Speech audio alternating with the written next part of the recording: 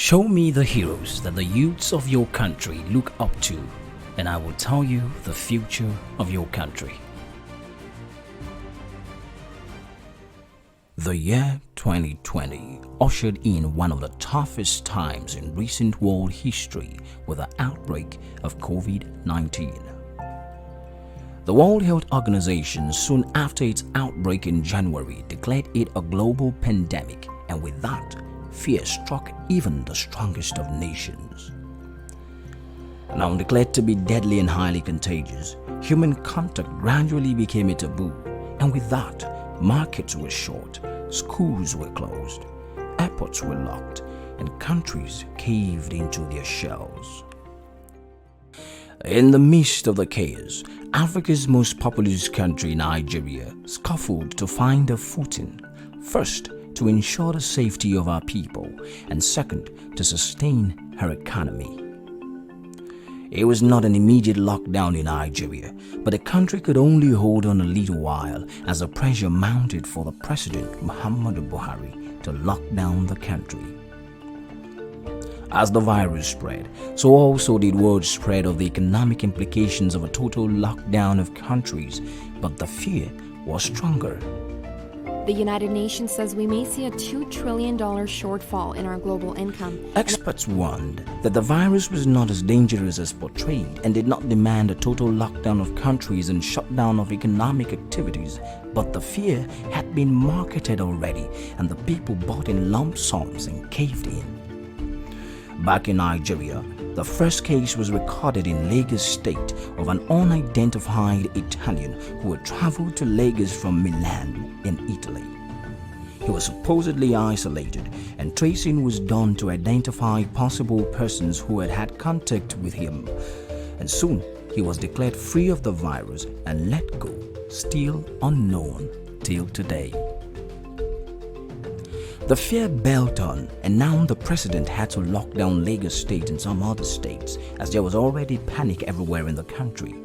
Soon, billions of naira was released by the federal government as aid for Lagos State to help curb the virus, and sooner, numbers began rolling in from other states confirming cases, and with that, the lockdown gradually extended.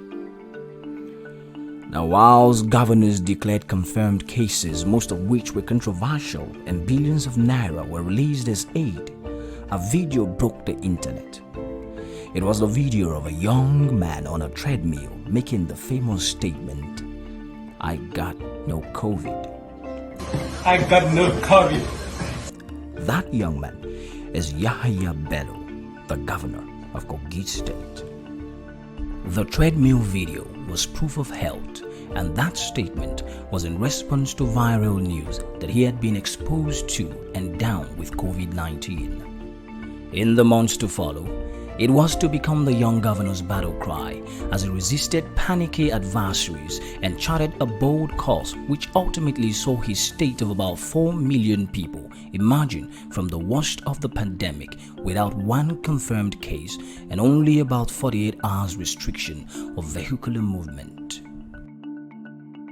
Kogi State is a north-central state in the Middle Belt region of Nigeria, sharing border with about 9 different states and the FCT. Known as a confluent state because of the confluence of rivers Niger and Benue in its capital city of Lokoja, it's a connecting state between the north, south, east, and west of Nigeria. Now, that makes Kogi State likely the most vulnerable state to the COVID-19 virus spread and the state that should have approached the lockdown with more tenacity. But in that video, the governor of Kogi State, Yahaya Bello, described the virus as many experts had already so described it, with its flu-like symptoms, and prescribed the local African treatment for flus.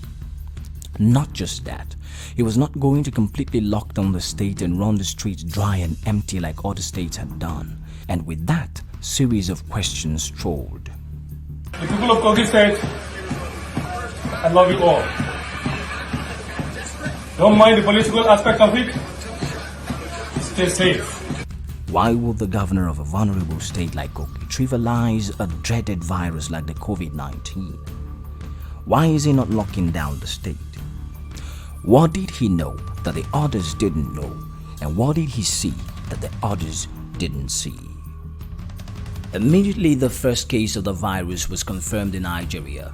Yahaya Bello instituted a squadron committee headed by his deputy Edward Onoje to ensure the virus stayed out of the state, and immediately there was a temporary vehicular restriction of movement, especially motorcycle and tricycle riders in the state, in which time massive sensitization began in communities on prevention of the virus and African alternative methods of treating the virus, since experts had made it clear that whatever treatment was being administered at isolation centers in Western countries was a treatment of the symptoms, which in turn took care of the virus.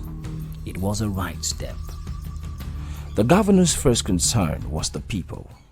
How do you lock down people in their homes, depriving them of their means of livelihood without providing for them enough to cater for them during the lockdown? The governor stuck to his conviction and did not lock down the state despite pressure from several quarters too.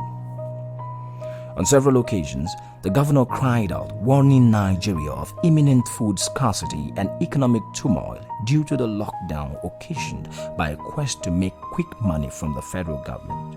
Everything is COVID-19, COVID-19, COVID-19. We are shifting priorities. Enough of this.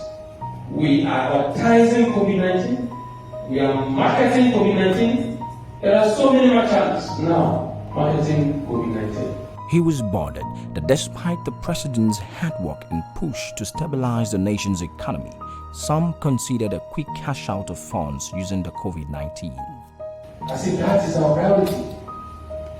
Our struggling and economy that Mr. President is trying to revive, we're further killing it. He foresaw it and told it, but some made it political and sentiments were shared, but he kept on speaking out on it at every opportunity. All across the country, party is getting difficult. And this is the season. We can't go too far any longer. By the time the monies that are being distributed or given to as conditional cash transfer, by the time we finish using it to buy the little food that is in the market today, we will be forced to open our borders for importation of rice. We will be forced to open our borders for the importation of canned food. We will be forced to open our borders for jobs to be dumped on us again. Where are we headed? Now, the realities of what he foresaw were blurry until now. As the COVID-19 warms up and the figures climb down in Nigeria and globally, and the lockdown eased with economic activities restarted, the impact on the economy of Africa's most populous nation stares everyone in the face. Due to the lockdown, there's a scarcity and shortfall in food production, so bad that the Nigerian customs released a memo permitting 4 companies to import maize into the country in order to meet up. Now, not rice, but maize of all crops. From loss of jobs and downfall in revenue generation, the economy has taken a nosedive, one that would have been prevented if the country had acted upon the visionary insight of the young governor of Kogi State, who stood his ground and refused to play politics with the outbreak of the virus in making quick cash as was rampant within the country. That visionary leadership forestalled the outbreak of the virus in Kogi State, where there was no lockdown, yet states that locked everywhere had rolled in numbers in hundreds and some in their thousands, even while the lockdown was in place. So, what then was the reason for the lockdown if it didn't stop the virus? With 36 billion naira released by the federal government, of which 34 billion naira had been supposedly spent to curtail the virus in Nigeria, so much so that one patient was supposedly treated to the tune of an average of 250,000 naira to 1 million naira, as the case may be. One would wonder how states that closed up everywhere including worship centers, had more confirmed cases and casualties than Kogi State, where the governor allowed economic activities and allowed the people to worship in the churches and mosques. He just didn't milk the cow, but protected the people. If the lockdown was so imperative, how come then the thousands of Americans took to the streets in the Black Lives Matter protest in the United States of America in the heat of total lockdown in the country, breaking all the lockdown protocols?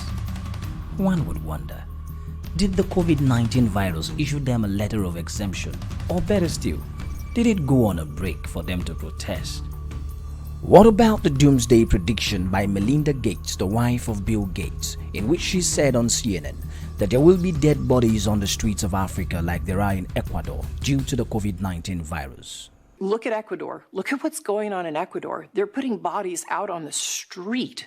You're going to see that in countries in Africa.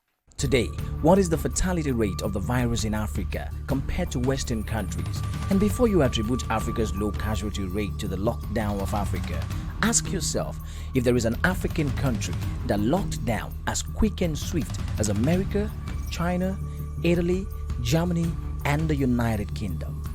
Yet, these countries recorded far more than any country in Africa.